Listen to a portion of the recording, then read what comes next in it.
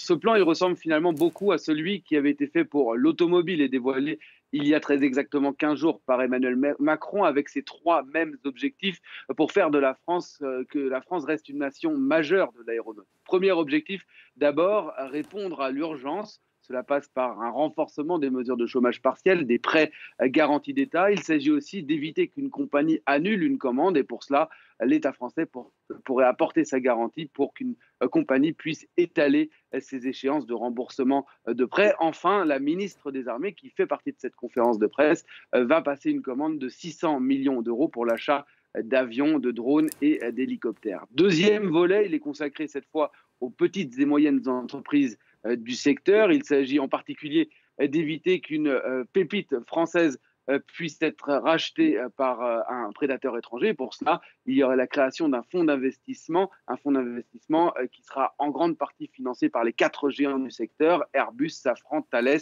et Dassault. Et enfin, troisième et dernier volet, probablement le plus important, qui concerne cette fois l'avenir de l'activité de l'aéronautique, tournée vers la décarbonation.